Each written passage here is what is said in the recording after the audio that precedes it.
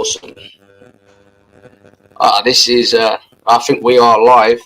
We are live, dude. So I just want to thank you for taking the time, mate, to jump on here. And sorry for getting the time mixed up. I just said to my missus, like, I need to get more down with times with time zones, because, like, you know, I don't know why I thought it was six.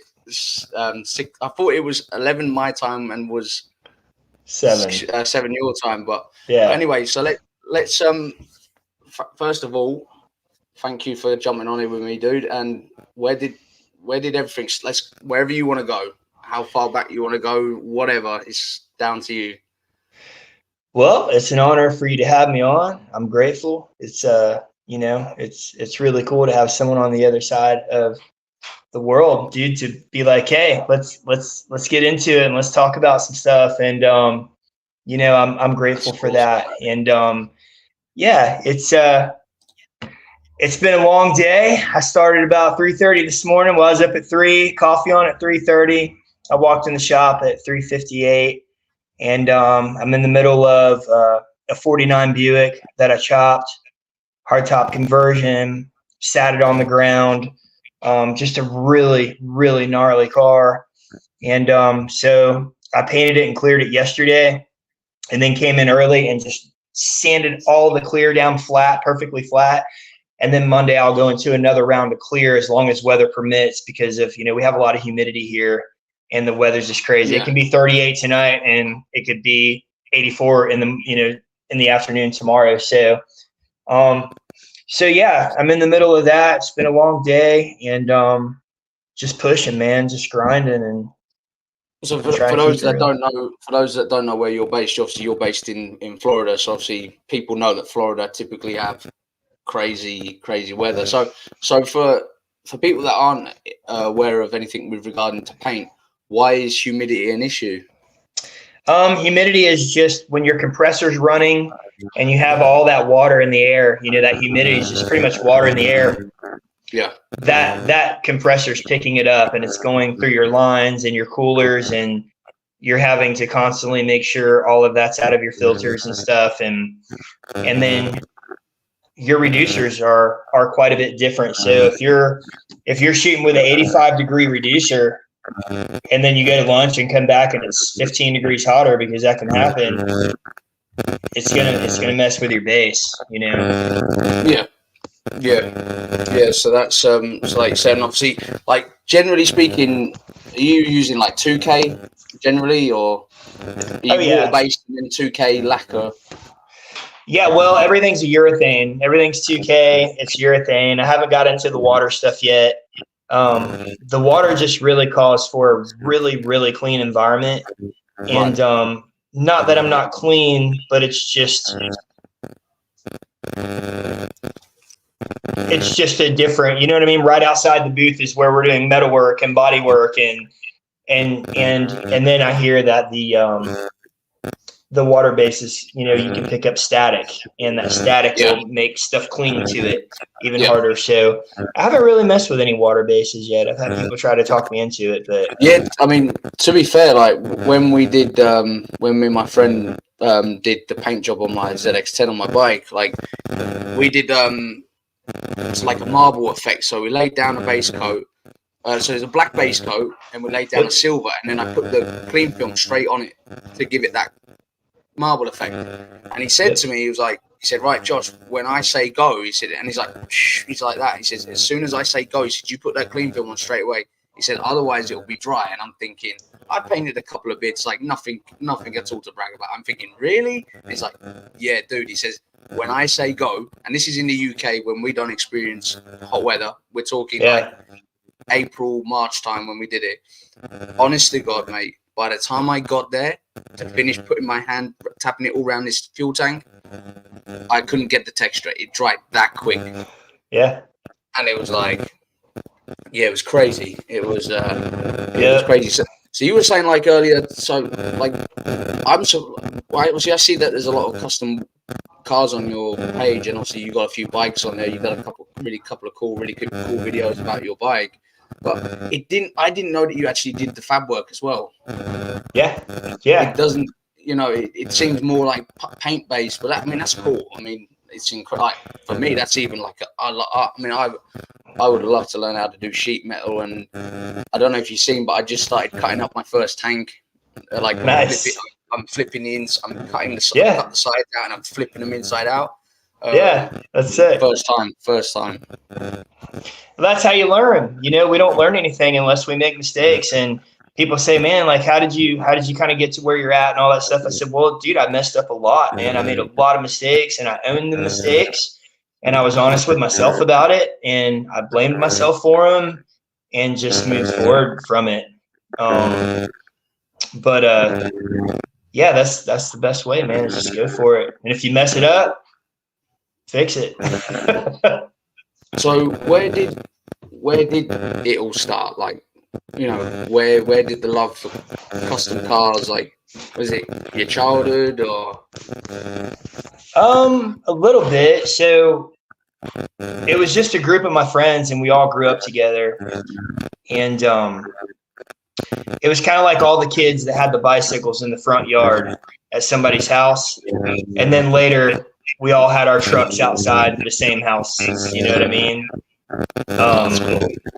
Yeah. So it kind of stemmed from there, and it kind of really started. It's kind of funny. People make fun of me. It kind of started from mini trucking. Like, mini trucks, just back then, mini trucks were just kind of in, you know what I mean? So we were learning how to cut frames and do air suspension and lay these things on the ground and understand what it takes to make them go up and down. And I mean, I'm going to be honest, I don't know what, I'm really sorry, mate. I don't know what a fucking mini truck is.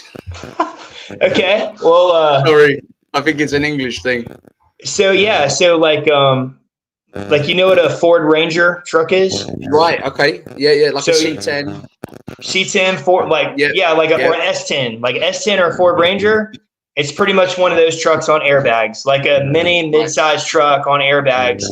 And we were all four kids. I'm guessing we're talking early 2000s. I'm kind of seeing that vibe. Yeah. I get you. Yeah. Chrome grills, all like sat on its ass. Yeah. So we were just learning from that because we were just poor boys. We all had jobs. We had to work for what we had. We all surfed. So if the waves were good, we would quit a job. You know what I mean? And be broke again because we surfed a good hurricane swell that came in, and then we'd get another job. And we'd sick, man. Yeah. Sick. So that was like, I mean, like if you leave my house, you get to the end of my street and take a left, you'll dead end into the Atlantic Ocean in 35 minutes. Wow. So like where I'm at right now. So I've surfed my whole life. All my friends surf and skate. But so we kind of started that. We were young, and then later got into the older cars because it just had more character, and the cars just have way more of a story to tell, you know? Yeah. So yeah, for sure, man, for sure. Yeah. So that's so like with the well, like I mean, like that one you're building at the moment, that's not a cheap vehicle, is it? You know. No, the Buick. The Buick, yeah. No, it's not, man. It's been the guy had been through another builder. Can you hear me okay, Josh? I can hear you perfect, dude. I've got a ton of static, so I just got a lot of feedback on my end. But, sorry, mate. No, it's okay. I just want to make sure you weren't picking it up on the audio. No, it's perfect. Okay, cool. But so yeah, he had another builder start it, and then the guy kind of ghosted him, and we'd ended up kind of finding each other, and then I took it to the next level kind of thing. So, but yeah, it's a big build, and he's taken it all the way, and he's trusted me, and a lot of stuff I had to fix. Like, I mean, I had to fix stuff that I never endured before. I've never been like, I'm like, Sean, I don't know how to do this. I've never had to do it. And he's like, well, can you figure it out? I'm like, well, yeah, but I don't want to bust your ass on money. And he's just like, well, dude, what else am I going to do? Like, I believe in you. And he rolled the dice on me. And yeah, he's been a great customer and become a great friend. So. Yeah, because that's it, isn't it? Like typically in the custom world, I mean, obviously, like I'm not going to try and talk like I know about anything about like old school cars because I don't. I mean, I appreciate them. I would love to own some, that's for sure. But like you seem to hear the same stories that you like that you can become like it feels like you've known someone for years when you've only just met them, you know. It's such a privilege in the custom scene, and it's something that when you're outside of the scene, you never understand it, and you don't get how it's so easy just to click with somebody, you know. Yeah, and there's another side of that coin too, and it's really, when you're a builder and you deal with customers that don't really know what the craft entails and how much is involved, and then they don't get that instant gratification, or their budget doesn't fit the bill, and then they kind of start smack talking you, and you're just like, dude, it's not my fault that you can't afford it, and it's not my fault that this is what it's going to take to give you what you want, and that's a hard balance sometimes to deal with guys like that, because they run their mouths, but if you have a good reputation and you're always honest, you're honest, and you try to keep humility. It's like people, when they talk to you or when they look you up to be like, who is this guy that screwed him over? Hopefully they'll put the pieces together and be like, this guy seems pretty consistent in what he does, and hopefully it'll just kind of wash out. You know what I mean?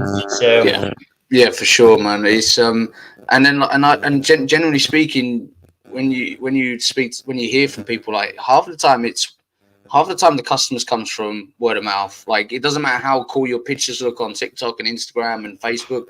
Generally speaking, like, pictures don't do any of your work, or any especially painters. And I mean, tattoos are different. Like, people can take the redness out of a tattoo to make it look good on Instagram, and I think that's wrong as well. But in paint work, like, it doesn't matter how good your videography is, that the paint simply does not look. I mean, and you'll know this better than me. Like, I don't know about you, and this is it, but interesting to hear your opinion on it. I found that candy red looks pink on a camera. Oh yeah, dude, I shoot a lot of teal candy. So I just painted a bike for a homeboy of mine. Actually, want to get to see it real quick? I'll take you for a walk. That's awesome. Awesome. Yeah, hold on real quick. Okay, I got to come back because of my charger, but he wanted teal candy, right? And I kept posting pictures. He's like, bro, I wanted teal. I didn't want blue. And I'm like, bro, it's teal. And he's like, dude, it looks blue. I'm like, bro, it's just the way the camera's picking it up, right? And when he finally saw it in person, he was like, oh my God, it's so different. I'm like, bro, I told you. Like, you know what I mean? Like, he just.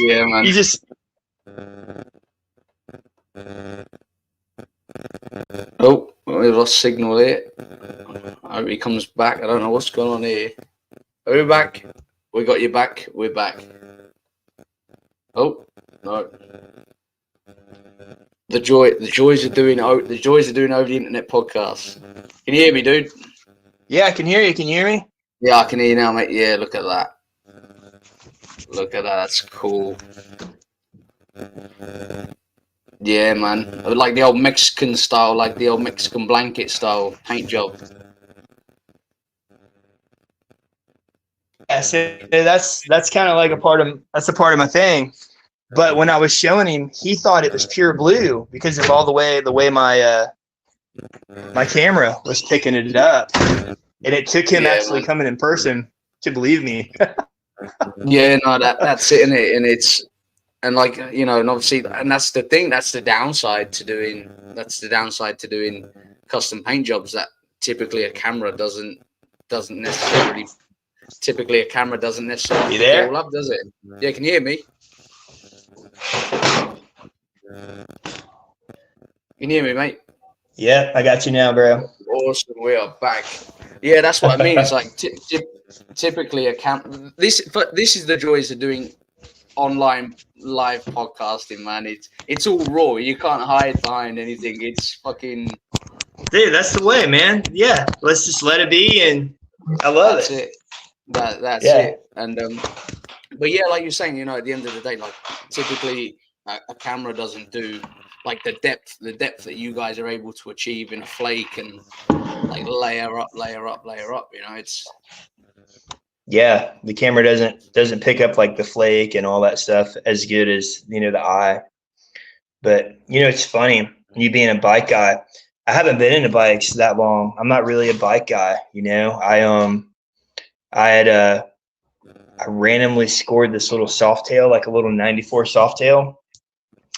And I restyled it. You know what I mean? I didn't build it. I just restyled it. And someone's like, oh, you're building bikes now? And I'm like, I'm not a bike builder. I just restyled it. I don't want to be called a bike builder because I just threw some true duals on it, some different bars. You know what I mean? Like, it was nothing crazy.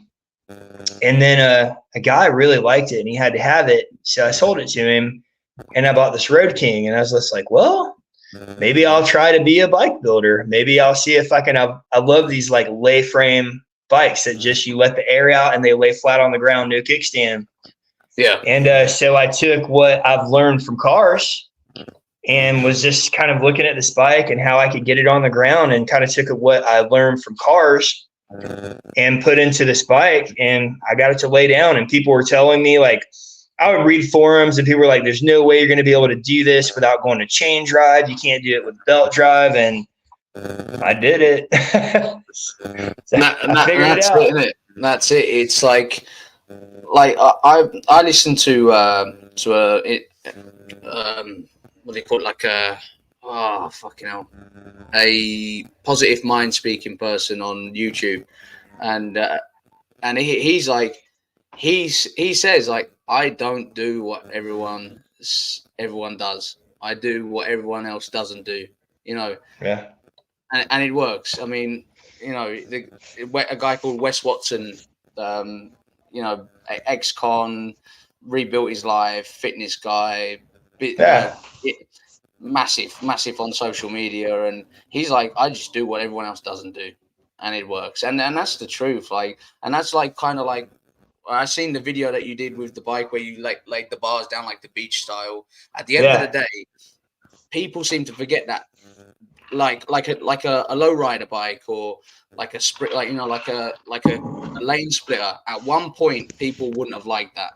Mm-hmm.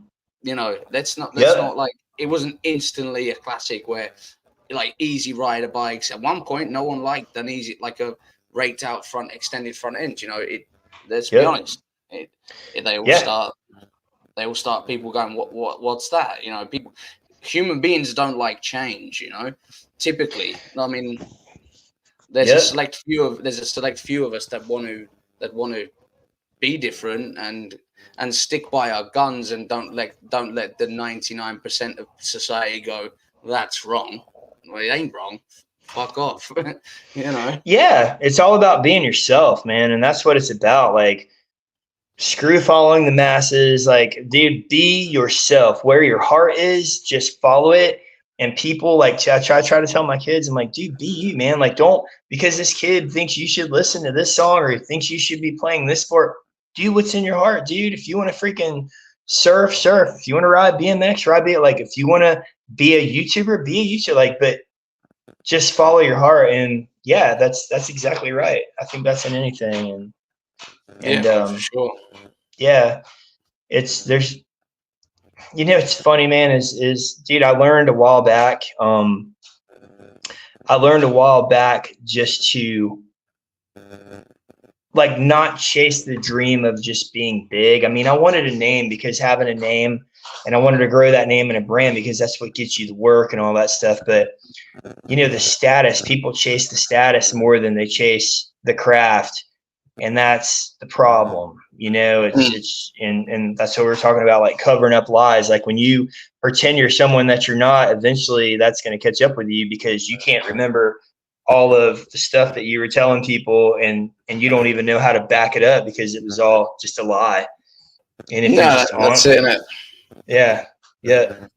I mean, and to be honest, you typically find when people tend to hate, well, when people try to hate on you, they're not actually hating on you. They're hating the fact that they haven't got the balls to do what you're doing. Yeah. You know? Yeah. I mean, it sucks, man. Like, luckily I got a girl that puts up with me. Mate, I got one of them too. Yeah, because I've failed a lot, man. I failed a lot. And if anybody's listening, if you feel like you're a failure, that means you're doing something, bro. If you feel like you're a failure in whatever you do, that means you are doing something because you're looking back and you're overcoming that.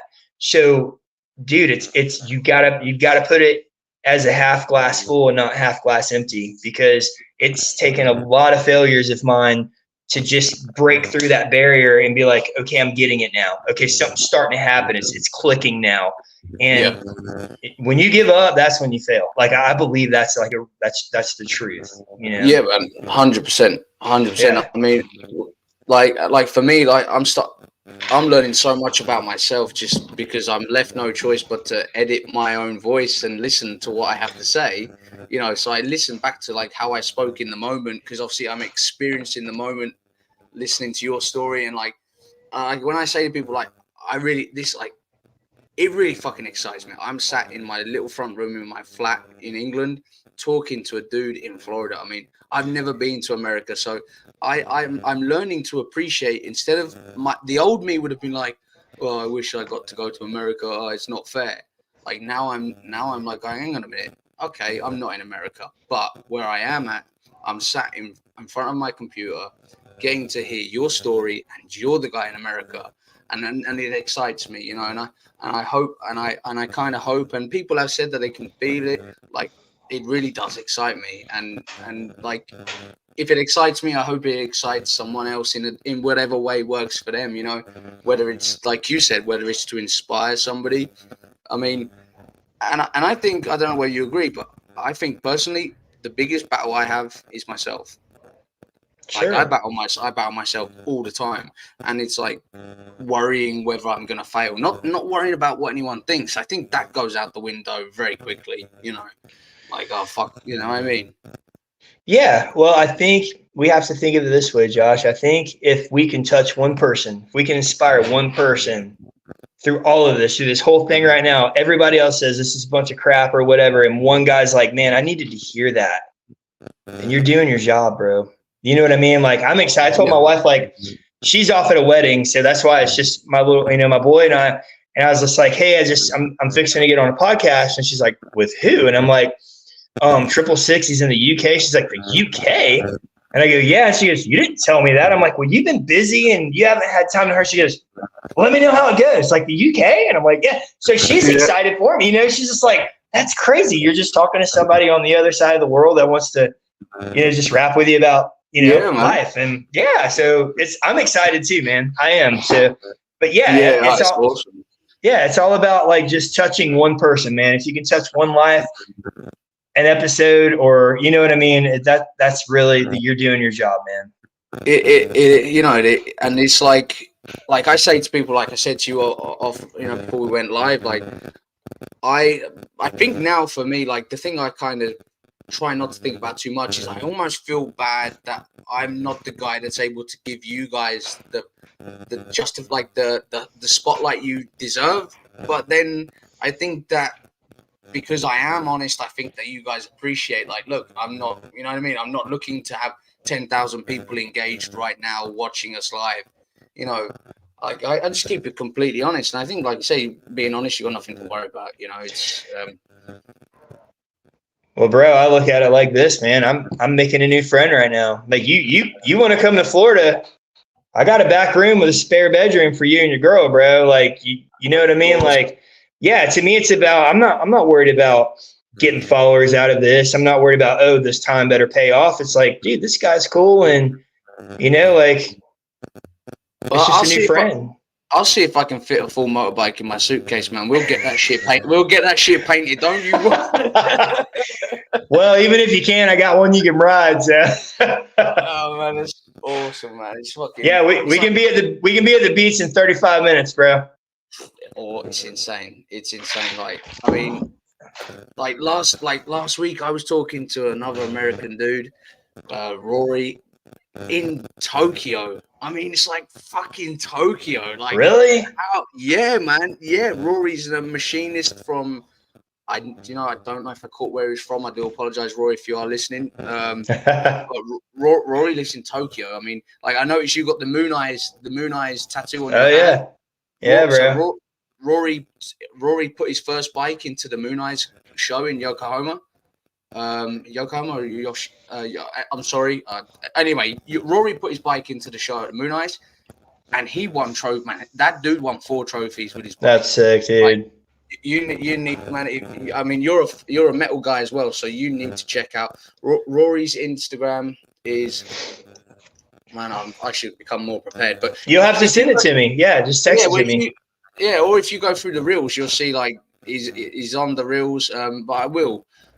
Like he made a whole hardtail frame out of stainless steel, like machine the headstock. The headstock. I mean, for guys that know about machining, not everyone machines a headstock out of one piece. You know, it's quite common that people will do the cuts for the bearings and then do the stem in the middle. I mean, that fucking dude machined the whole thing out of one piece. But that's crazy. But that's what I mean. Either way, like. How cool is it that I'm talking to you and you got a Moon Eyes tattoo on your hand, and I've interviewed a guy that won 4 trophies that lives in your. Do you know what I mean? Like I'm not here just plugging Rory, like taking away from you. I'm just here trying to just get people. Do you know what I mean? Inspired, yeah. The amount of times that like how crazy is it? Like he won his first 4 trophies in Japan at the show that has the logo that's on your hand. That's my point. You know what I mean? Yeah, that's sick, dude. I would love to go to Japan, dude. Those Japan boys are doing stuff better than the American boys. When it comes to customs and bikes, like they're on a whole nother level, dude. Like they're just doing some sick stuff. And why do you think that is? Like what's your opinion on that? Passion, man. Passion and just a whole different level of taking it serious. You know what I mean? Like Japan, I guess, is just a little bit smaller. I'm not taking any from anywhere else, but it's just one idea grew and it evolved. And now you just have this whole culture over there that's just exploding. And I'm looking at stuff going like there's a dude, oh my God, I can't think of his name. He's a painter. He just went to, the show out in, I think he was at Starboard. I think he was at, GNRs or something, but I'm like you, I can't remember his name, but I'll send you his paint work. He's in Japan, and his paint jobs, I messaged him one day and I was like, hey bro, I'm a painter. I was like, we kind of connected on social media, and I said, I just want you to know your paint's sick, and I don't even want you to tell me how you're doing it because I want to keep it magic, because I'm studying it and I'm like, how in the hell is he doing this? And I cannot figure it out. And I'm a painter. And I was like, I don't even want to know, because it's not that often you get to feel that magic and you're just like blown away by it. And you're like, oh, I know how he did that, but I don't know how he did it. And I don't want to know because I want it to stay that way. I want him to have it. I don't want to copy him. I just want to admire it. Yeah, man. And that's it. And there's some stuff that simply is like witchcraft.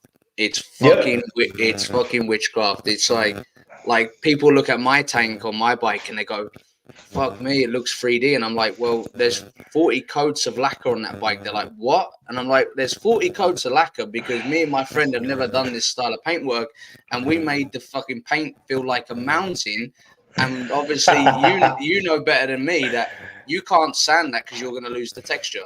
Yeah. You're going to lose the pattern. So obviously we just kept... You got to stack it.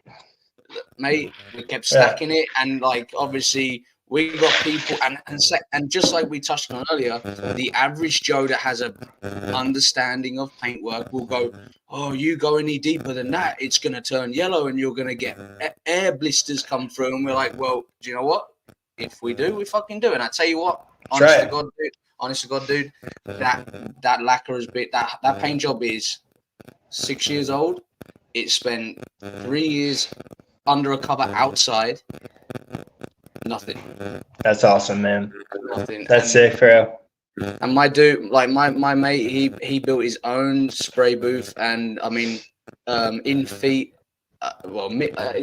so feet wise, he doesn't have it anymore. It was something like 3 feet by 6 feet out of MDF wood with a fan on one end and a hole in the wall. And yeah, man. Yeah. That's the best, man. That's where the most amazing things come from.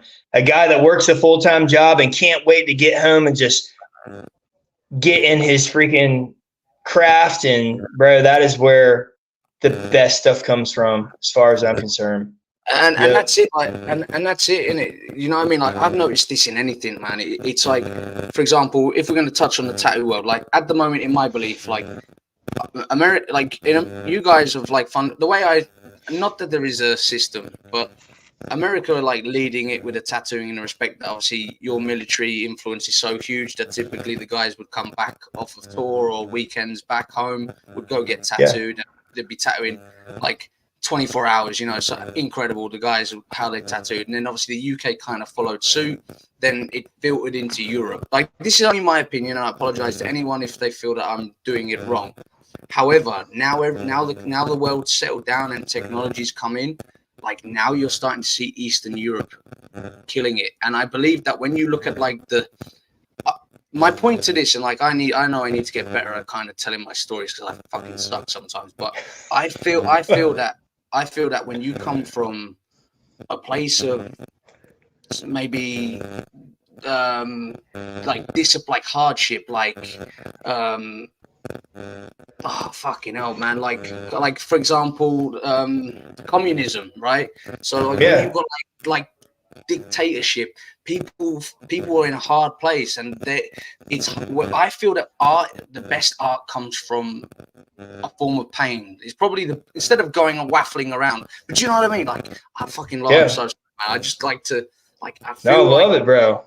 You know, like, do you know what I mean? Like you said, the dude that wants to get home, he's got to support his family, that wants to learn how to paint and got an idea, has to get it out. It comes from something here, you know. It's like, bro, there's been times I've been in bed and I've got out of bed at 11:30, 12 o'clock at night because something was in my head. I built a tool.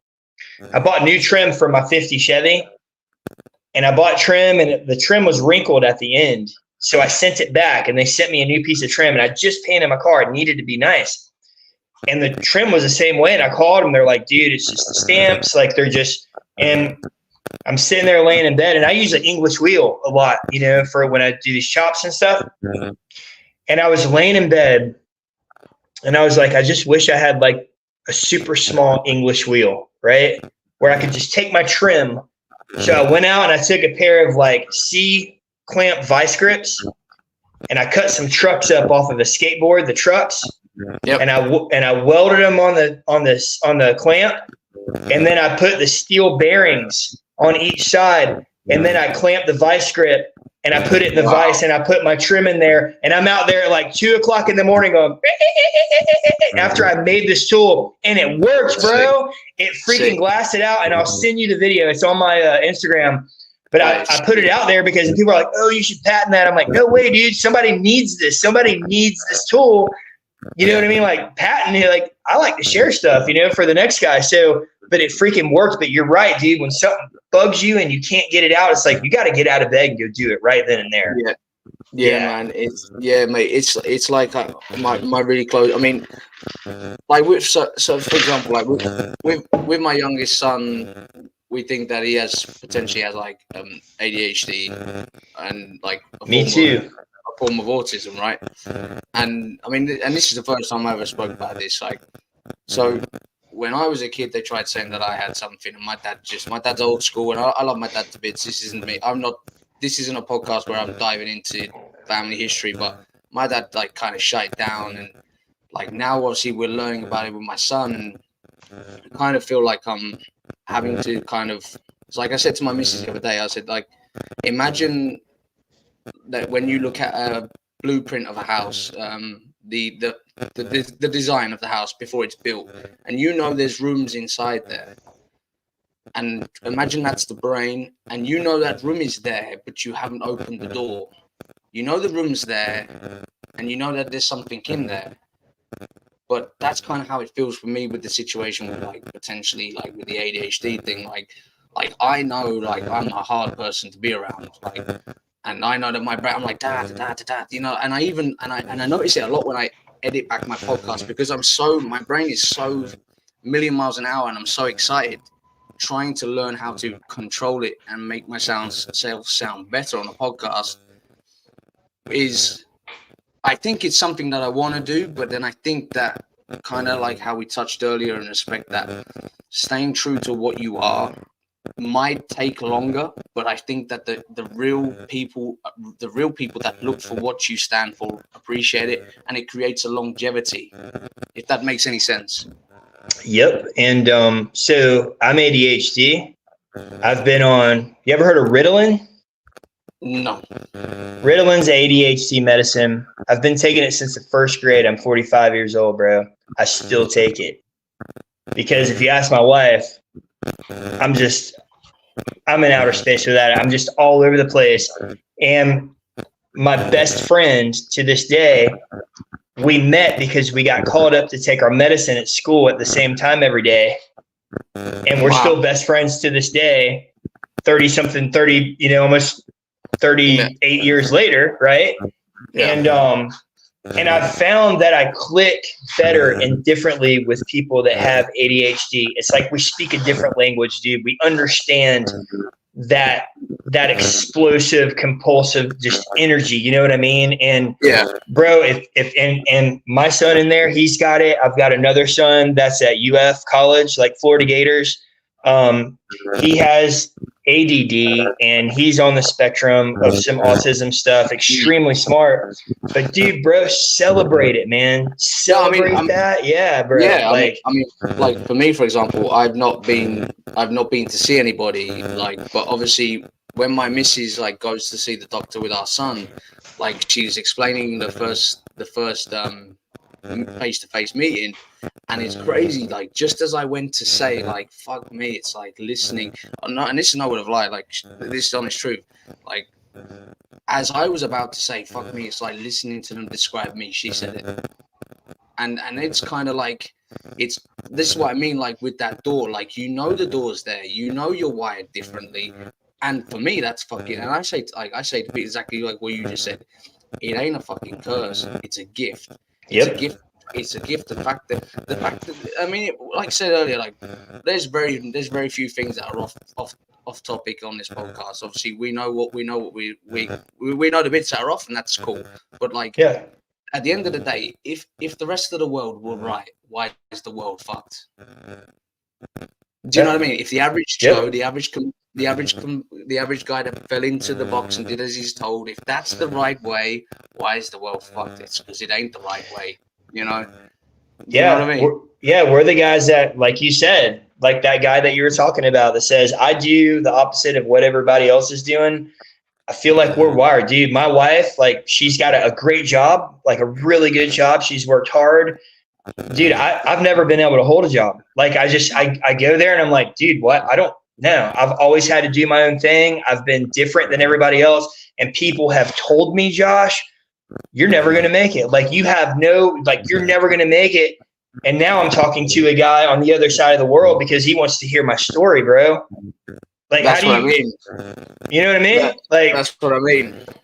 And it's like we said, like off air, like I think the first, like, I mean, for me, like the power of, especially Instagram, like I personally struggle with Instagram, but however, the best thing I like about Instagram is when I'm watching reels, because the algorithm suggests like-minded content.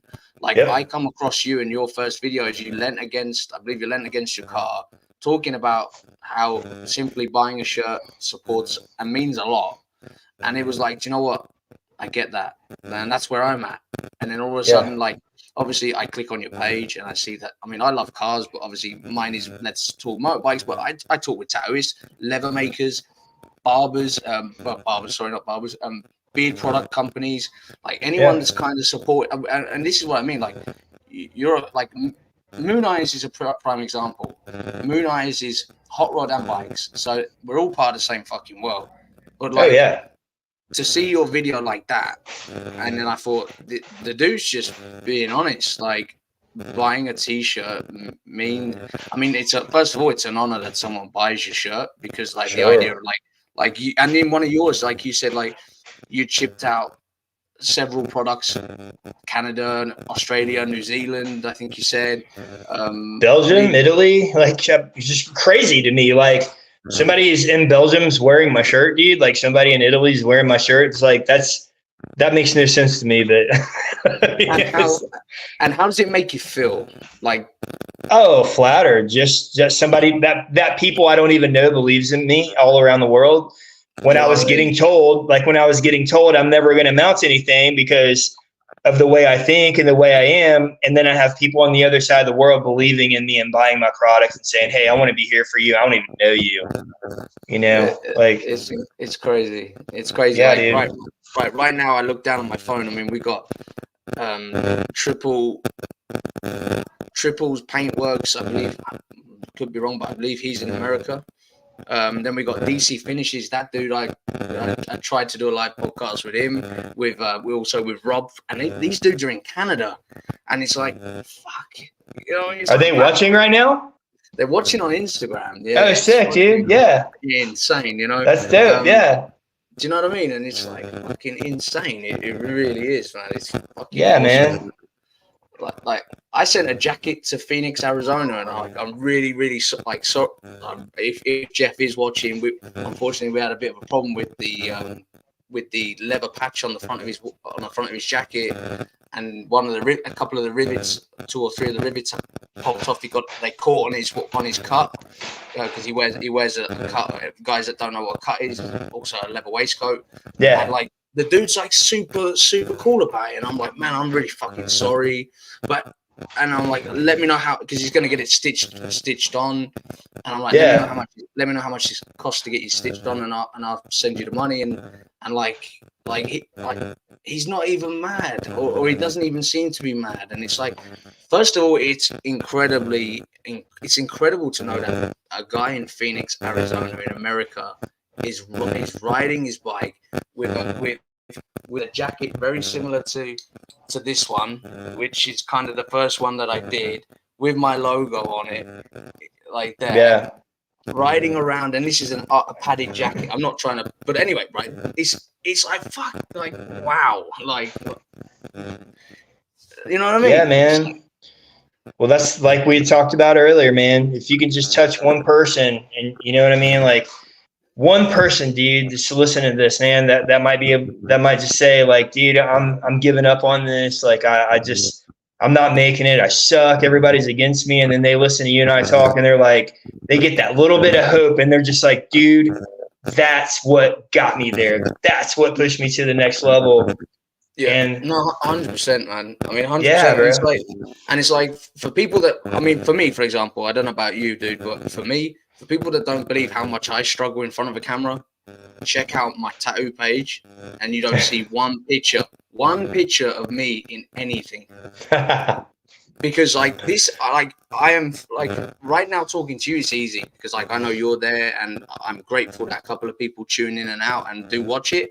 But I could not sit here at the moment and just talk to a camera with nobody there. Like and it's overcoming something. The point I'm trying to make is like, we can find millions of reasons why not to do something because of fear and because of how society want us to fall into line, you know, but the reality is you just need that one reason just to fucking push, you know, and that is all that matters. It's that one reason is all enough. And it doesn't even matter if it's unexplainable. Like I say to my missus, like, and my close friends, I'm like, I don't know why I feel that what I'm creating within me, chopping up my own bikes and people laughing at my worlds, for example, if they do, I don't give a fuck because I'm self-taught so far, and I glue bits of metal together and it holds fat fuckers like me on it. You know what I mean? Like it fucking does, man. It does. Like, and it fucking does. And I tell you what, to the law, it does it at the speed limit. Yeah. You know, and it does it. you know what I mean? But yeah, man, it's incredible. Let's get back to you anyway, man. What's it like riding that bike with the bars down there, man? Because I don't know about that, dude. It looks cool, but it hurts me. Does it? I'm 6'3", bro. It hurts me. So I like the way the bike looks sitting on the ground with those bars, right? Yeah. Like I honestly do. And in that one video, everybody's like, put some apes on it, this and that. Well, to me, it's all about getting it low. So, all right, I'll be honest with you. So I take my bike for a ride, right, with those bars on it the first time. And I asked my wife to come out. And I'm like, I want you to, which is just, it's almost embarrassing, but I'm like, I want you to like look at me and tell me what I look like on the bike with these bars and take a video of me, right? So I can see myself, because I'm like, I got to know what I look like. Yeah, man. So I go around the block. She takes a video. I come in. I turn the bike off and said, what I look like. She goes, you look like a freaking ding dong.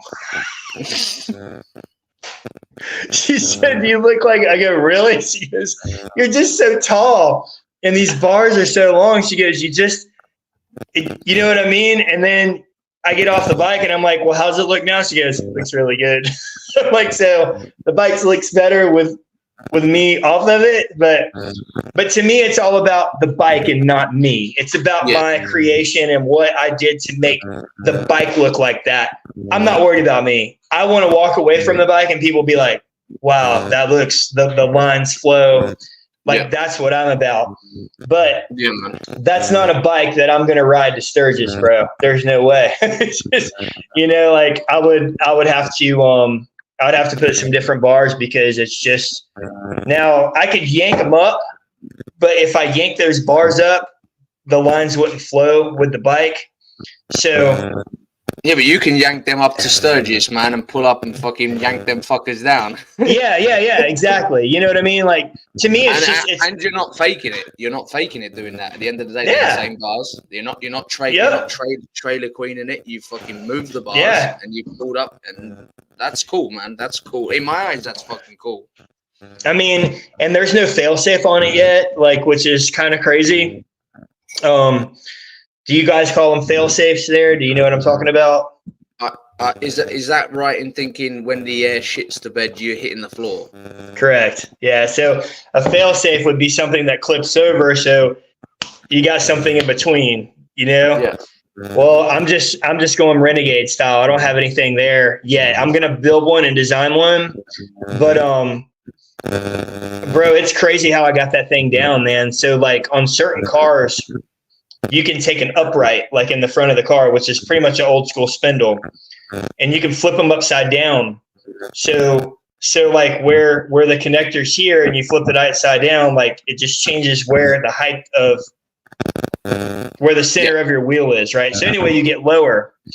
So I'm building this bike and I'm looking at the swing arm, and I got the swing arm off, and I had to make the sides kind of like, I had to radius the sides to get it to clear the down tubes. I'm looking at it, I'm like, why can't I flip the swing arm upside down? Because the end of the swing arm would kick up. Is it a soft tail swing arm? Yeah. So you've got the Yeah, it's pretty much just a swing arm, but the shocks are on the outside, right? Not like a soft tail where they're underneath. Oh, right. Yeah. So it's not a soft. It's not a soft tail, because Harley Davidson called the soft tail. They made it look like a rigid. Yeah, I know what you mean though. Yeah. Yeah, the shocks are on the outside. On a soft tail, they're underneath. You know what I mean? So yeah. So I ended up because of the way the back of the swing arm came and kicked up, I flipped it upside down, and now it kicks down, and I got like another inch out of it. And then I just completely rotated the brake rotor in the back, or the brake caliper. I just rotated it upside down and figured out a way to make a bracket to make that stick so it wouldn't come up, because everybody's like, you can't do it without doing this, doing that. And I just started taking what I did with cars, and I just look at it different, because I have to get cars down on the ground, and I'm like, well, why can't I do this? And why can't I do that? And I just did it, because if I F it up, I'll just redo it. It's just metal. I'll just remake it, So, and I got it down on the ground, and it worked. So I've got to make a fail safe, man, because I've been riding the piss out of that thing, and if it hits the ground, I'm gonna go for a different ride. Fucking awesome, man. So when it's at normal ride height, is it actually roughly a normal factory ride height that you're running? Oh yeah. Like the front. It's probably more comfy, yeah. Yeah, I just pretty much lift it all the way up, and then I'll take my switch and I'll just kind of go in the front and in the back, and that'll soften it up a little bit. Because if it's just screaming all the way up, it's almost like riding a hardtail. It's rough. So I'll just dump a little bit of the air out of it. But Yeah, the front shocks or the front forks, I just turned into an air strut. Like, you know how they have the air pucks that you put inside? I believe so. I've got a rough idea. Yeah. It's like a puck you put in there and it expands. Well, I just took the top. They're not really. They're almost like the fork caps. You know what I mean? Yep. And you take them out and you put your oil. You know, your fork oil down. I just took those out and I put them on my drill press. And then I tapped them and I put an air fitting on it and I just turned my fork into an air strut and it worked. Like it doesn't leak. Oil doesn't come in. It cost me with the air fittings about $8 to do that, to make that thing. And the thing is, like, do you know what's fucking crazy? Like, as soon as you say that, like, why wouldn't it work? It holds oil under extreme pressure. Yeah. So why wouldn't it work? Why wouldn't it work? So I was like, why can't I just tap these and put an air fitting on it? If it F's up, I can just go order some new caps and I'll figure something different out. So you still got the original springs in there then? Just taking the oil out? No, I took no, the oil's still in it. I put 2-inch drop progressive springs in it. So you have the long springs and then you have the short springs on the top and you have that bushing. Well, I took the bushing out and I took the short springs out and I left the oil in it and I put the caps on there and and I have about that much until my triple hits my front fender. So I have just enough to where it's just, I mean, it's hammer as low as it can go without hitting my front fender. So fundamentally, the air is actually acting as the blank, like your cap. So by putting air in there, it fundamentally reseals the cap that you've tapped into, basically. Yeah, is that right? Yeah, I threaded it, and it's what you would call a pipe thread. So it's a tapered thread. So the more that you tighten it, the more it seals. But I would also put like a special sealant tape around it. Yeah. And it freaking works, man. Like, that's incredible. Yeah. That's awesome. And I have no idea what I'm doing. I just wanted to build something badass and hammer it on the ground. And my friends are like, dude, I can't believe you're cutting this freaking Road King up. And I'm like, why not? Like, you're there cutting for it. Sorry. What's a Road King? What? You're there. What's a Road King, man? I don't give a fuck. Yeah, I don't care. I just want it on the ground with white walls. I don't give a shit. Yeah, man, that's fucking awesome. That and that's like me, like the first, like that tank that I've got on Instagram that I've cut up, man.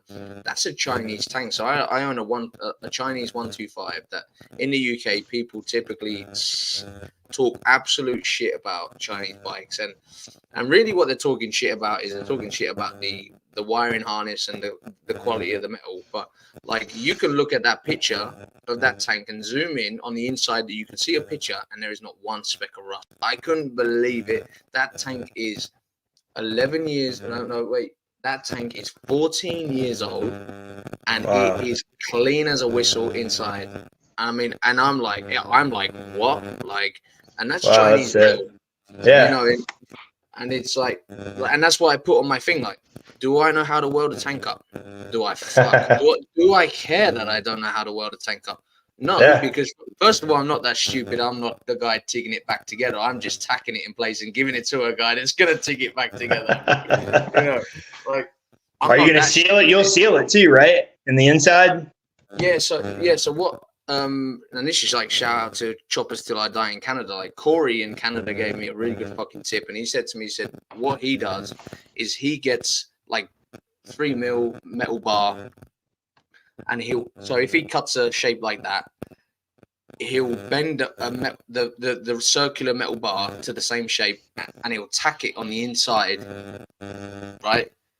Yeah. And then what he does is, so if that's the tube, I mean, and this is how he explained to me, because I've never done this before. So if that's the tube, you lay that half of the metal there, and then the other side on top, and it gives you the meat to sit to without blowing holes in it. Fundamentally. Sure. Yeah. I mean, that's how he's making a ledge, kind of. Yeah. Okay. Yeah. Okay. So he's making a ledge. And obviously I've never done it, so. But it made sense. That's cool. It made sense. That makes sense. It's on the inside, so you won't see it. Yep. You know, and he said also, like, it helps fundamentally give you a softer edge as well. you know, because I don't want that hard edge, because obviously it's going to drop back inside, you know. Yeah. And That's dope, sealing it dude. back up, like you say, it'll be, not knowing me, I'll probably fucking forget, or I'll look at the price of sealing the tank and go, fuck that. I'll risk it. You know, I don't think the sealant's that much. I think it's like, well, here in the States, I think it's like $60-$70 for the sealer. And that's the whole price of my project, man. I get that too, bro. Fuck. Shit. They make, I'll tell you what, they make, do you guys have you ever heard of JB Weld? Do you have that over there? Yeah, we have JD Weld, yep. So they have like this putty that you take out and you knead it together, right? You mix it up like this.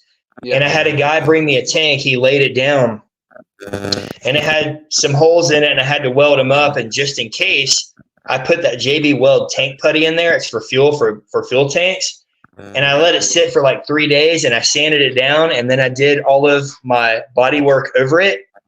Dude, he's riding the piss out of that thing, dude. Like, and I was just like, I said, I don't know. There could be some pinholes in there. You know what I mean? Instead of sealing the tank.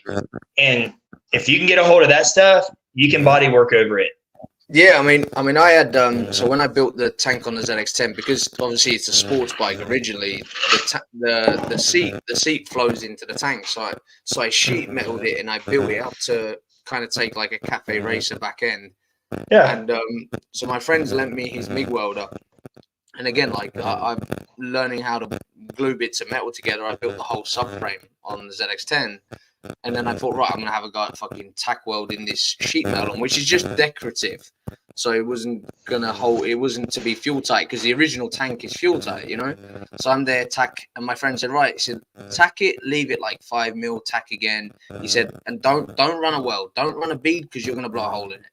So obviously I'm tack, gap. I mean, you probably know where I'm going with this, right? Absolutely.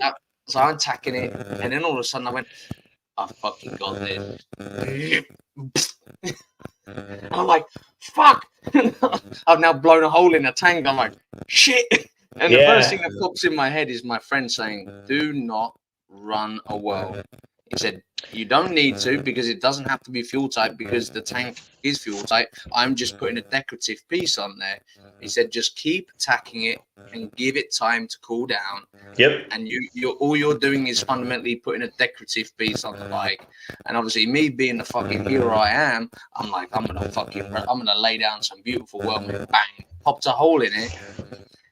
And obviously now I'm left to be in a tank that I got to fucking seal up, not knowing how to weld properly in the first place, with a MIG welder. And obviously on especially motorbike tanks, it's pretty thin metal typically. Good luck trying not to blow another hole in it. But we managed to do it. I got my son at the time, he would have been about 9 years old, and I got him hold on to the compressor on the air trigger. I'm trying to bung loads of rags in the top of the tank, hoping that no air is going to come out of it. I'm like, that's good. That's good. Job done. That's great, man. That's awesome. Man, you know, yeah, again, that's how you learn. Blowing holes in tanks, man. You know what to do now. Don't lay give it to someone else. Yeah, that's good, man. I know someone that's learned how to TIG weld, and he's like, you know, he does it quite a lot, and he's now learning how to. He's learned how to weld aluminium or for you guys, aluminum. I mean, what's that? Aluminum. Aluminium. Is that how y'all say it? That's how we say it, man. You guys say aluminum, we say aluminium. Wow. I did not know that. Yeah. Well, like, how do you say tomato? Tomato. Really? That's real shit. That's swear down, man. Swear down. Yeah. Wow. Well, we don't say mate either, but I like hearing that. Like I like hearing the accent and the difference when you call, like I say my girl or my wife, and you say the missus. Like I love the difference in the lingo. I love it, man. It's so cool. It's like for me, like you like you sound a lot like Jesse James, man. It's like I don't know, maybe it's the style or something. I don't know. I mean, it's fucking awesome. Like I can just I'm gonna call you the Jesse James off Wish. I It's like, wish I had his talent, man. Like that guy, he's on a whole different level, man. But hey, I'll tell you what. Do you like to read, Josh? I'm not very good at reading. Well, I'm not very good at reading either. I have to read sometimes. I got to read stuff 3-4 times. But if you get a chance, this is one book that I read from beginning to end, and it's very easy. It was very entertaining. But if you buy his book, American Outlaw, Jesse James, American Outlaw, Yep. dude, it's a pretty sick book. Like it talks about like pretty much how he made it, where he came from, Sandra Bullock, like everything is in there, just fully transparent. And at least I don't know the inside story, but it seems to me that he's being very transparent and honest. But when he talks about his business decisions and the stuff and the trial and errors he's been through, you're like, oh yeah, he put it in, man. He put the work in, like yeah, man. I mean, I think the guy's fucking insane. Like, for me though, mate, what I think, right, is the way I look at it is, and this is a lesson I've learned in life. Like, I'm on an unfortunate lesson. Like, I'm that guy that has to go to the extreme level of nearly losing everything to realize that it actually weren't that bad. And I think Jesse James has lived that through everyone's seen it. Like, he's been able to go all the way to Hollywood, yeah, and all the way around, and still maintain the discipline of the love of the craft. And I don't think that it's the fact that he is. I mean, of course, he is one of the most talented people in the industry that we all love. But I think what makes him to perceive to be that guy is the fact that he is. I think his biggest talent, without disrespecting his talent, and I'm really sorry if I'm not making much sense, but is the fact that he's not lost his way. I think that we appreciate that equally as much as the talent. If I'm really sorry, man, I would love to be the guy that can lay it down a lot easier, but no, I get it. He's just stuck to the craft. You know what I mean? He's everything. It's like Hollywood. He's like, he could take it or leave it. You know what I mean? I think it's really with him is just having genuine people in his life. I mean, this is how I take him. Like everybody, when he made the move with Walmart, everybody was telling him not to do it. And he went on a ride, I think the Sturgis or across country with Kid Rock. And Kid Rock's like, dude, I would freaking love my stuff in Walmart. And he did it, and they hit well over $1 billion. I mean, he didn't make the billion, and he said something like that. I think I saw an interview where he's like, I wish I was just making better business decisions. He's like, I still made millions and I made a lot of money, but there was a lot more in the game that I could have made. But it took a homeboy that he trusted, just a genuine friend, to be like, bro, why not? Like Walmart, that'd be sick. Anybody can buy it. And he did it, and it just freaking went nuts. And sometimes that goes back to listening to your heart and not what everybody else is trying to tell you. You know, and that's another thing I've learned. I've learned not to take advice from people that are at this, like when somebody is like at my level or below my level because they've made bad decisions. When they're coming in, they're just like, bro, you know what you should do? What you should be doing is, and then I'm like, well, you're not doing shit, dude. Like, so I've learned to take, to listen to people like that, because people are like, oh, he's a dirtbag, or oh, he's a jerk or whatever. Well, maybe he was just a jerk to the people that needed he needed to be that way towards. I don't know, but yeah, he just listened to, his heart, and that's how I see that, dude. Yeah, man. Yeah. And I think it makes it harder, like you said. I mean, to not set out on what he stands for. I mean, of course, yeah, he fluctuated like we all do. We're all humans. He made silly decisions. He talks about them, And shout out, we got Mike Ball. Mike Ball's in California. He's like doing what I do, but on another level with the podcast, and he's just signed up with like a network over there, doing like a podcasting influencer, and helps everybody. And I think, like you say, it's like the fact that he didn't lose his way. I mean, how many people that would have seen the dollars, the pounds, the whatever currency and gone, do you know what, I'm done. Like, he's not done. You know what I mean? Yeah. And that's another interview he had. They were like, you know, what, like, I can't remember exactly what it was, but he says, you know, when he was doing the Hollywood stuff and he was doing like all that stuff, he says he got to where he was managing his brand, and he's like, it would be months would go by and I wouldn't even pick up my welder. And he was just like, F that, dude. Like, I need to be welding. I need to be creating. A man's heart needs to be creating. You know what I mean? Like, I just feel like that's what's in us. Like, and not, I mean, women too, you know, women are creators too. But with me, like, I mean, if I had to choose money over working with these hands and creating, like, I'd choose the craft, man, because I would be miserable with money sitting around doing nothing with it. You know? Yeah, I mean, and that's like interesting. Like, I'm lucky that I don't have to cut bikes up to make a living. Like, is it hard to? Is there times where, like, is it hard? Is it hard in the respect that when, you know, you've got a car in and it's like, right, okay, I've got this car in and yeah, it's going to be incredible, and then obviously trying to keep the heart from overruling and making stupid decisions. Like, obviously everybody knows that if you was to add up every pound, every dollar that of your time, the guy could never afford to build that car, because you will go, do you know what? Yeah, that's cool, but if I spend another 5 hours on it, and even though the guy hasn't asked me, but my pride is now in this, and then you, like, do you know what I mean? Like, I can imagine it's really hard, like, balancing. Oh, dude, I've done that so many times. People are like, I'm like, hey man, you know what we should do? We should do this. And they're like, bro, I can't really afford it. You know how many times I've just did it because my name was on it? And I'm like, bro, I just did it because the car needs it. The car's telling me it wants it. Like, you know, I always say, like, these cars will talk to you, man. You start creating and people are just like, how do you know what to do, or how do you lines? And bro, I'll sit out there in the shop. I'll go stir a cocktail. Do you call them cocktails over there? A cocktail? Do you say that?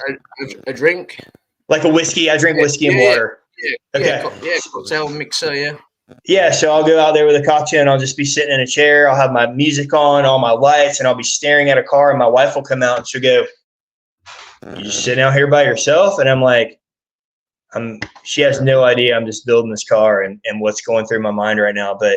But yeah, I'll sit out there and just by myself and for hours sometimes until it hits me. Like you said, yeah, and you know, and that's it, isn't it? It's like, but obviously, like, how do you find the balance? How do you find the balance in sorry, mate, I've got Mike trying to explain to me I'm shit with technology, man. He's trying to teach me whilst we're live how I can send the link to the podcast to him. Because take your time, bro. I think we got it. I think, you know what? I'm really sorry, man. I don't even, so I got the link here. And then, mate, I think we got. Well, let me see. Yes, so like, you find that to make only business decisions is kind of the point I'm making, and like adding up every hour that you would probably not take on projects. Typically, people's personalities, if I like them or not. Sometimes my wife will reel me in, but man, if I'm really clicking with someone and I feel like they're just a genuine person and their heart's in the right place and they're not just doing it, you know what I mean? Like I don't know how to say it. Like, some people are in it for the, hey, look at me. It's like I'm cooler than you. And then there's people, it's like, man, I just want to be a part of this. I want to keep the culture alive. I want to keep it going. Those are the guys where I will give more to. Like, this guy gets it. This guy wants to give this car to his little boy one day, or he wants to learn, or so it really typically. And dude, I lose my ass sometimes doing that. You know what I mean? I'll help people out and I'll lose my ass sometimes, and you know, if the guy turns into a jerk because he's trying to take advantage of me, and that has happened many times, and you know, it's just a hard lesson that you learn on that. But there's a lot of times I'm laid in bed where a guy's picked the car up and I've done extra for him, and he's just literally hugged my neck, like just gave me a hug, like, bro, I did not expect it. Like, well, dude, I painted a car for a dude and he didn't even like, it was just a flat black, but I was supposed to give it back to him in primer, and I was like, dude, I'll just put it in flat black for him, man, so the car matches and he can drive it and it looks kind of like a finished car. And he was just like, bro, you painted my car. And I'm like, dude, I just scuffed it and shot it. And you would have thought I put 10 grand in his back pocket. No, that's awesome, man. And the excitement from him, that was the payoff. That was the reward. It was just like, I laid in bed at night like, dude, that guy just feels like he's on top of the world right now, bro. You know? Yeah, man. Yeah. So, we got. I think we got Mike that's joining us, man. That's So we got. What's up, gentlemen? What up, bro? Oh man, we're here to party, aren't we? Yeah. So we're as I say, we're just talking about like the passion of like obviously just building bikes and cars, and you know, like trying to find like finding the balance between your heart and you know what I mean, realistic. No, I mean, and do me a favor, your plug-in where your earphones are. Yeah. Twist that a bit, like where it's plugged in, where it's actually, right. Yeah, where it's actually. Are you getting the feedback? You can hear it? Yeah, I can hear it buzzing. I hope it's not on the whole audio. It is, but it's okay. You guys are fine. Right. I'm terrible. I'm sorry. No. It's all good. No. Don't even worry about it. So, when it comes to, you know, passion and all of this is where I wanted to commend Lucky and commend Josh as well. Is you know, I'm gonna be honest.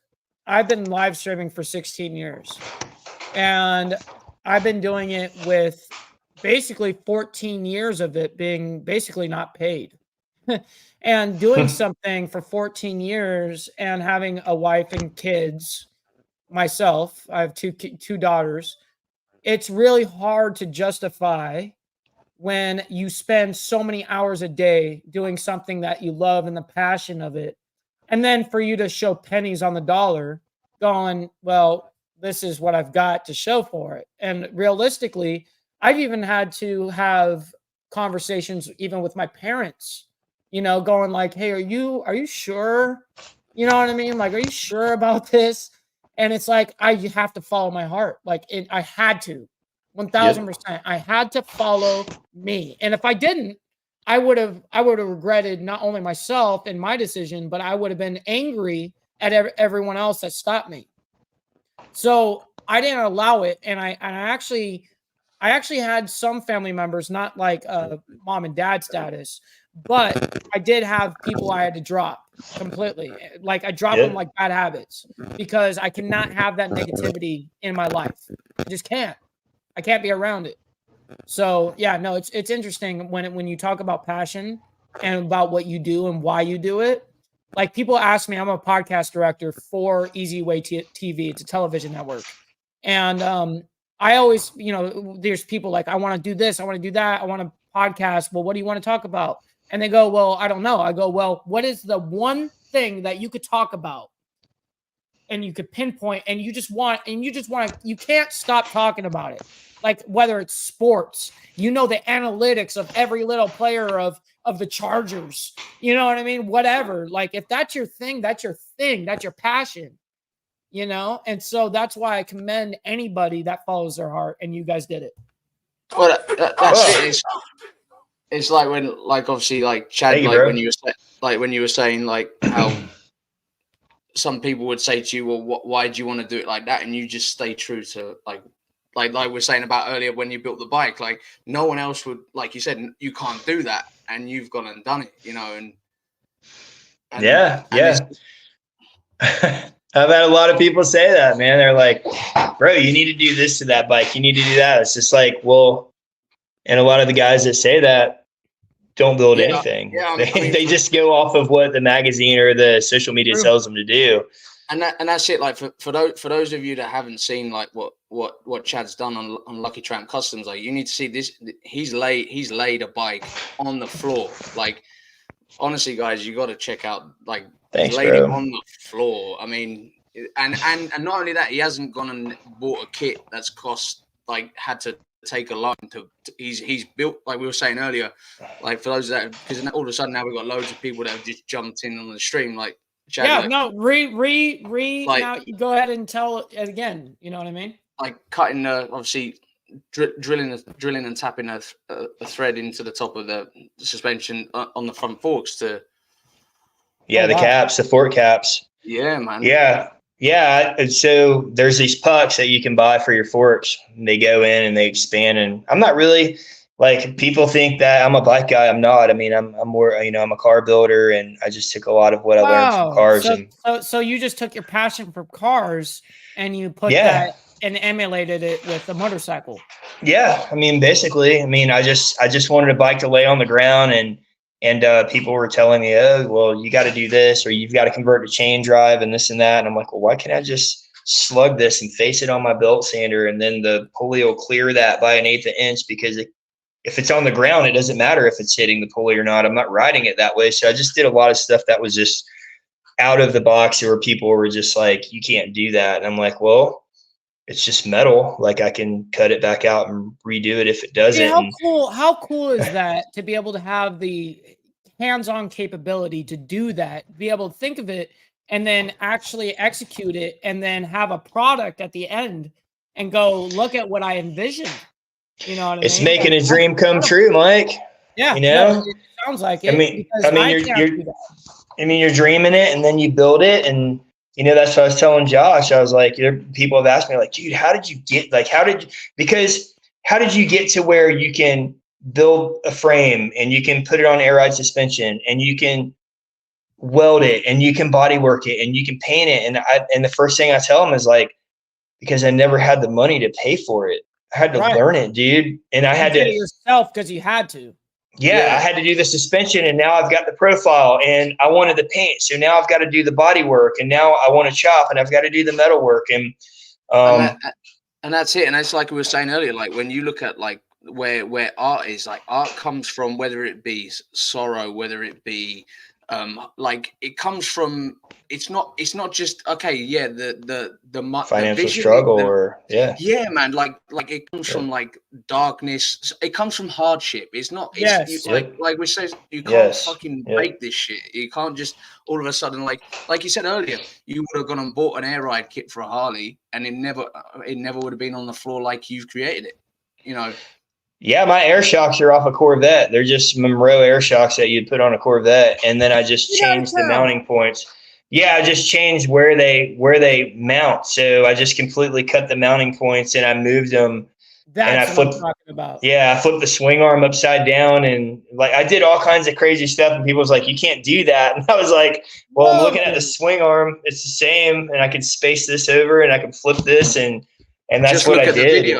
Just look at the video on his Instagram. It's there on Instagram. It's and insane. K-Wayne and Steve says it best: no pain, no gain. And absolutely, he goes, hell yeah, pain is life. Listen, life is gladiator school, okay?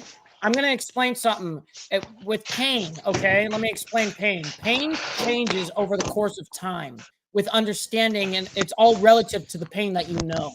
So that's why you can never compare one injury to another, because you don't know how much it hurt that person.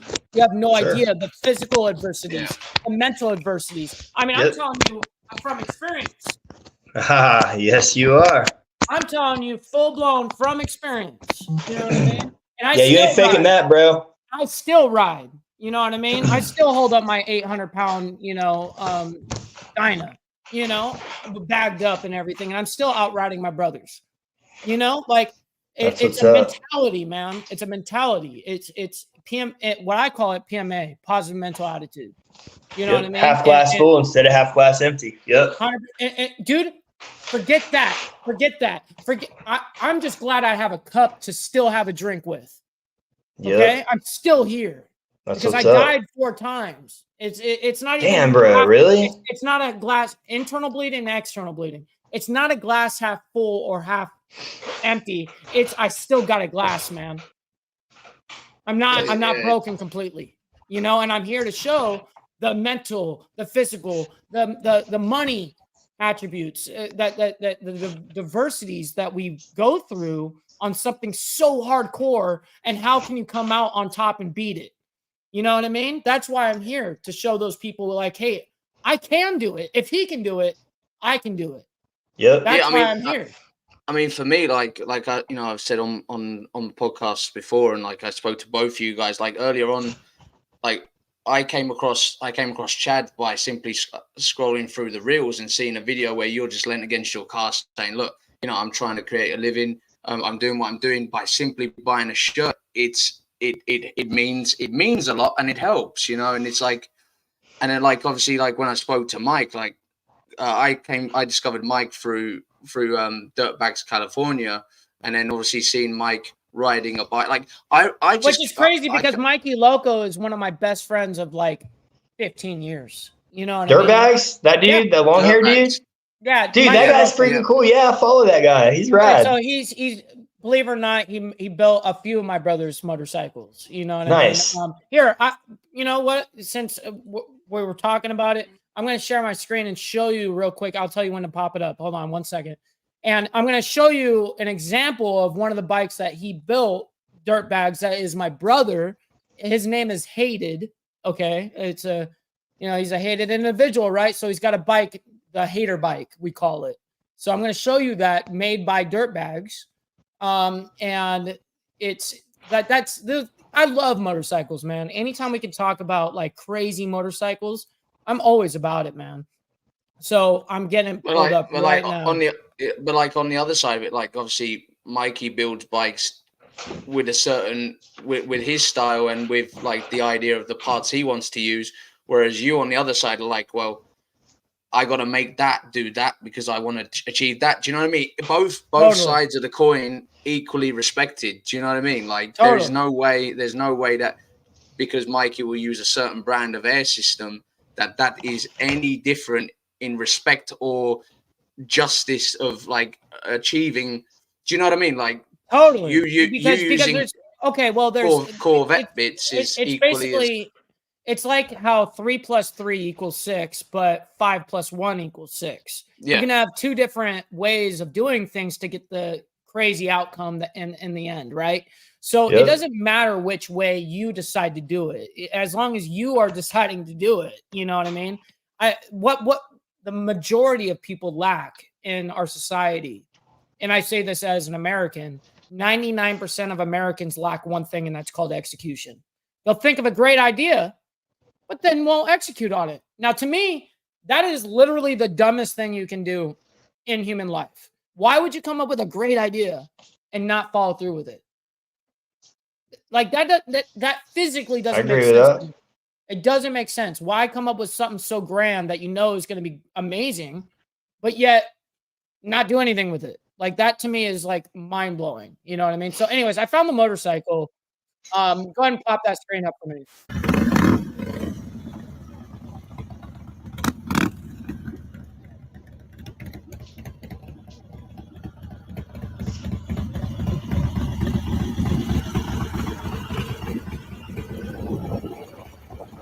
That's cool, man.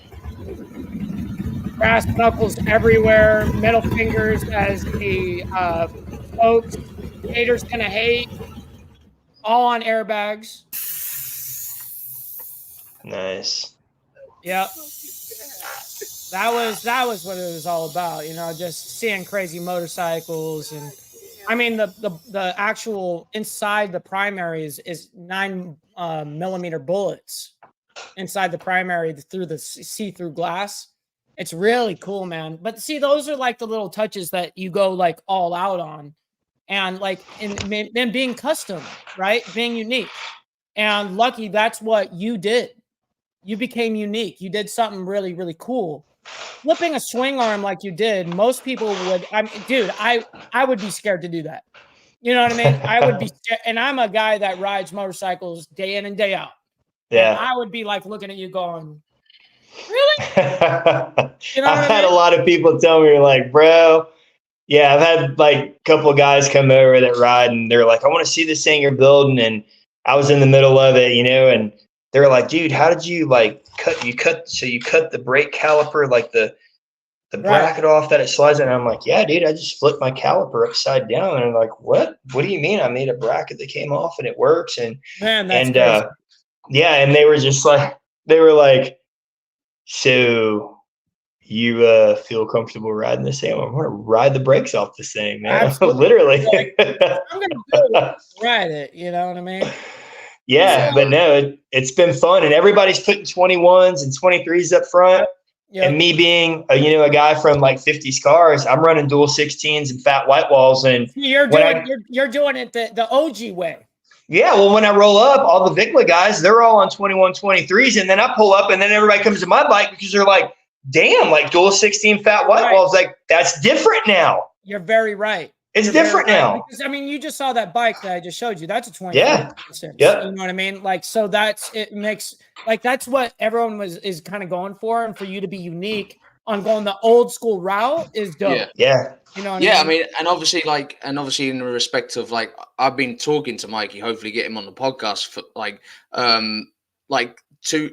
to follow suit. The only way to be different is to level up again. Like the little, and obviously, and you'll notice, Chad, like when it comes to painting and things, like it's the little bits that actually count. If at the end of the day, you've just chopped and shut a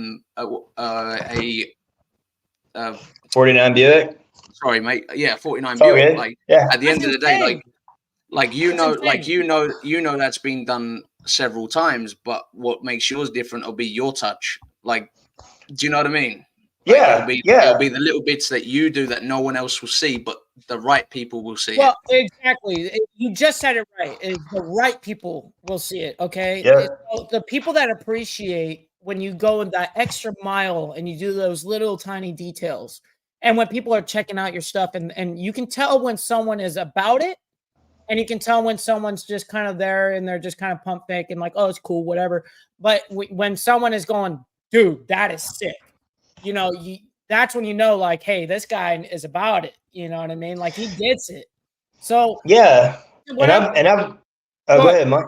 I was gonna say, and just to make it clear, dude, I'm not a self-made man. I mean, everything that I put into motion, I've learned from the greats, from Gene Winfield and the Barris brothers and Oz Welch and all these car builders that have actually taken time, Murphos and all these guys that have, Mike Bella has taken time to say, hey, bro, look at it in this perspective. Have you thought about not telling me what I should do, but hey, look at the line this way. I think you might trying to help me with my cuts. And then I'm just like, you're a smart man. You're a smart man. Thank you, dude. Like, thank you so much for and not being too proud to accept that.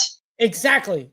Advice. Right there is being pride usually gets in the way of every unique thing. You got to drop the pride because you cannot conquer the world by yourself. Remember you know what I mean? Yeah. So like, I'm not in a dick swinging contest, man. Those influence and the people around you is really what is important. You know what I mean? Like I always say, even the content that we watch, like on the daily, we are what we consume. You know what I mean? Like whether it's doom scrolling on TikTok, that's what if you're doing that, that's what you're consuming, and it's going to be negative. You know what I mean? And so I look at things totally different than probably the average. But what I wanted to get into real quick, because I got my audience in here now, I wanted real quick, not to like break your guys' show up or anything, but I wanted and real quick, Mike, I got a little boy. I got to get ready for bed. So I probably got about 10, 15 minutes here. Perfect. Okay. But that's perfect. So what I wanted to ask you is, number one, where are you from and located? I'm in Central Florida. Okay. So right on. So I'm on the other side of the United States. I'm in California. Okay. California. And so right on. So how did you come across 666? I got to know. Dude, he hit me up, man. We found each other. He hit me up on social media and says, hey, man. He like came in really humble, like, hey, dude, would you consider? And I'm just like, he's right beyond, like, dudes. Yeah, I'm like, dude, that's like, why I'm here right now, you know, because I mean, and that's what he said. I mean, he kind of came in like, hey, bro, I'm not going to be like, I don't have crazy amount of followers. I'm not going to get you. And I'm like, bro, I'm just looking at it as having a new friend, bro. Like, I don't care about the stats. And Like, like this is about friendship, and it's about, and I told Josh, Mike, I said, bro, if hold on real quick. No worries. I know how it is. Okay, there. I told you, I told Josh, and I mean this for you too, but obviously you're a little bit more established and you have more followers and all that. But I said, bro, that's irrelevant. Well, right, but my point is like, dude, if you can just if you can just have one person that you've made a difference in, like just one person that's ready to give up their dream or whatever, and we're talking right now, and that one person's like, Josh, that's what I needed to hear. Mike, I needed to hear that tonight because I was about to throw the towel in, and I needed someone like you to just listen to your story, and you just come correct with like, this is what it's about. Don't give up. And dude, that's what this is about right now. I don't care about stats. I don't care if people drop me because of this. 1,000%. You are so accurate right now. Dude, I have to, you have to link. We have to talk. Like, this is incredible. Yeah, absolutely. But this is what I mean. Like, so like I discovered Chad through leaning against the car, and obviously my podcast is fundamentally about bikes. Like, it was the humble story of you just keeping it real, like saying, look, I'm a dude creating craft. Like, I appreciate everyone buying t-shirts. I mean, how many people sell loads of t-shirts that don't take the two? I mean, maybe it took you 5 minutes, Chad, to create that video. Like, no, there's so many people that won't take that 5 minutes and go, do you know what? Like, it means a lot. Like, it's an exciting thing. Like we were saying earlier, like you've got shirts in Italy, Australia, like all over the world, and like, good on like you. you're just excited that people are wearing your shirt, Chad. I mean, that's fucking awesome. Yeah, you know? Absolutely. That's a major accomplishment that most people will never have. You got to understand. Yeah, it's extremely flattering to just know that someone's just like, hey, dude, I want a shirt. Like, would you ship to Australia? Dude, we've shipped. I have a girl that helps me now because I genuinely suck at it, and I'll let stuff slip through the cracks. And her name's Sammy, and she's actually my neighbor, and she's a new mom, and her husband's awesome. We just really think she's like, well, dude, I'll help you. I know how to do that stuff. And she'll call me and be like, we sold a shirt to Australia today. We sold a shirt to Canada today. And I'm like, what? Like, really? Like, it blows my mind. It's amazing. Just extremely flattering. Yeah. It is insane. No, and meanwhile, you're just keeping it real. You know, meanwhile, you're still the same guy, and you're just keeping it real. And it's like, yeah, I just want to work. I just want to build these things and get better. And obviously, I need the platform, to extend my reach, to say, hey, I'm available. Not hey, I'm the baddest mofo out there. It's just like, hey, I'm here if you need me. That's how I put it out there. It's and how you can help people. 1,000%. Yeah. I get it. 1,000%. Fucking exciting, isn't it? It's just exciting. Like, now, I mean, I'm just sat here in the corner of my room thinking I'm sat here with two cool as hell dudes and then you guys are on the other side of America. That's what I was thinking too. Hey, I'm the one that's honored. Okay, so stop the cap, everyone. Stop the cap. Stop the cap. I'm the one that's honored. So relax there on that. Now, real quick. Now, I don't. Listen, we're bikers. We're not choir boys, right? So I'm gonna really quick show you a 30-second little video of about me talking about numbers back when I was a streamer and I invested over $250,000 into a stream house. Okay, and I talk about numbers. I want you to show this screen right here, and this is about numbers. So if you guys got little ones around, you guys don't like bad words, I try to beep it out, but the beeps back then were off of the actual word, so they didn't cover the word all the way, So now because we're talking about numbers, I have to show it because this is what my life has been about. So go ahead and show it right here. Yeah. Yeah. Obviously, like I said, Chad, we got a couple of minutes on me. Yeah. No, I'm good. Yeah. Awesome, man. All right, you showed it? Fuck it, dude. Like, all these people, all these streamers that are so concerned. They're so concerned about their persona. They're so concerned about their view count. They're so concerned fucking subs or whatever. Fuck all fucking nonsense. Fuck all that. Be yourself. Have fun. Lay your fucking hair down and stop being a pussy. You know what I mean? Enjoy yourself.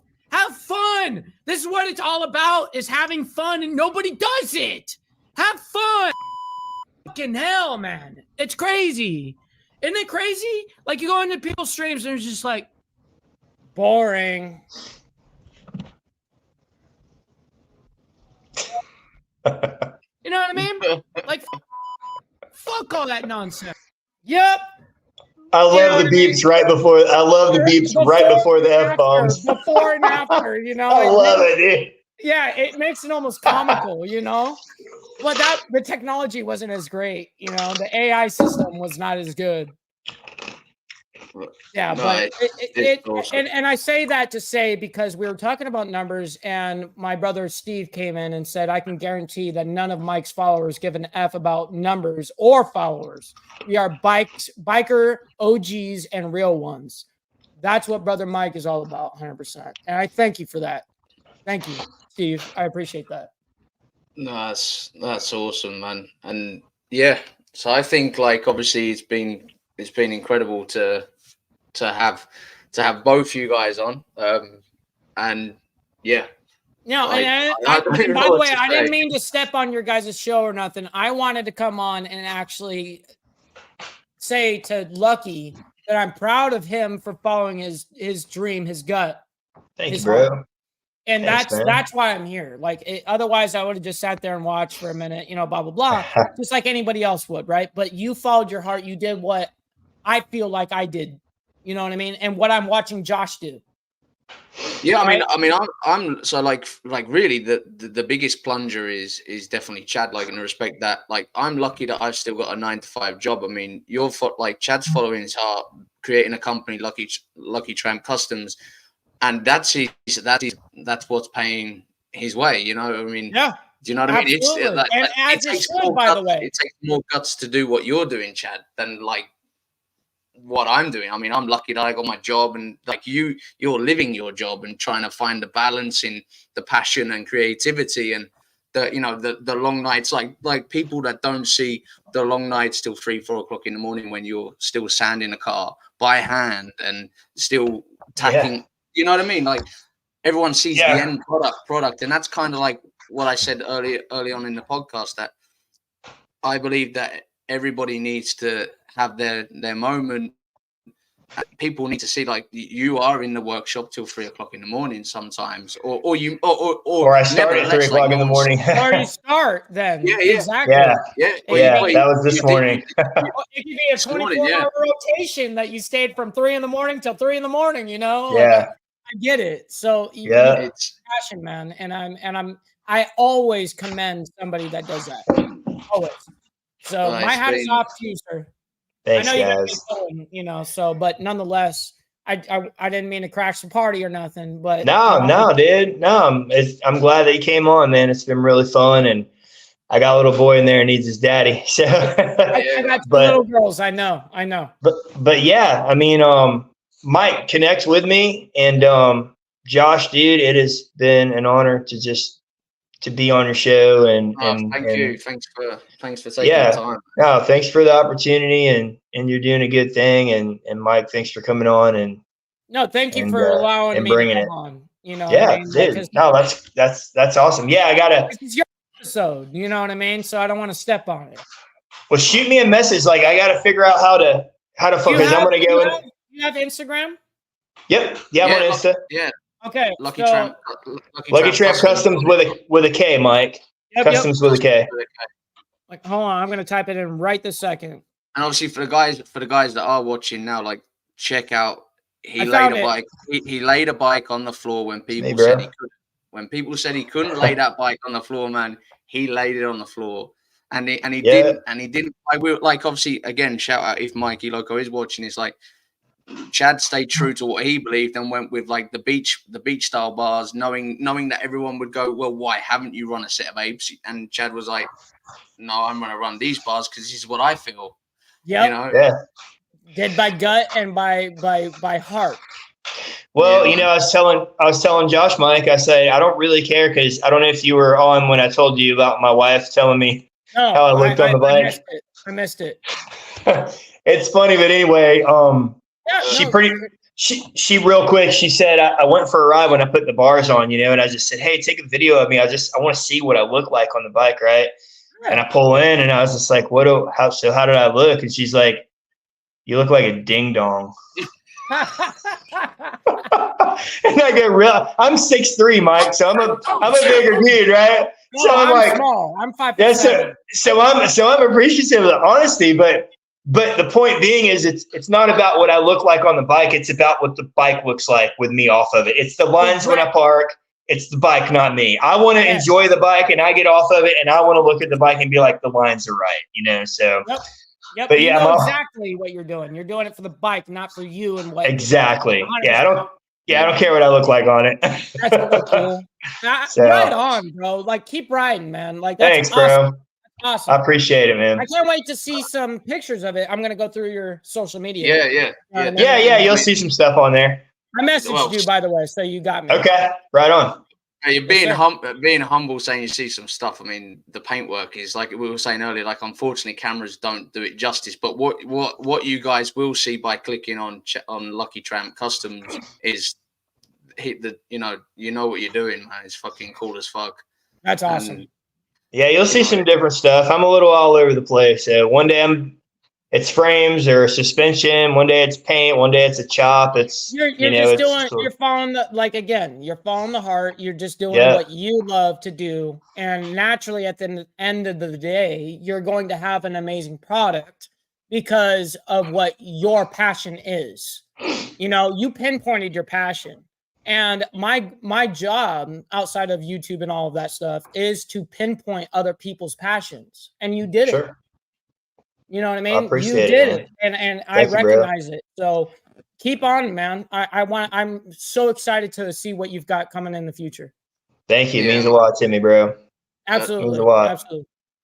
Right then, boys. Cool. We will let Chad go and sort out his son. And thanks to both of you for taking the time to sit and by the way, I just to let you know, I speak the right English. You guys are. Hey, you do. It's aluminium. It's aluminium, not aluminum. Aluminium. Okay. I love it. I'll take it. We're gonna change our lingo because you are right.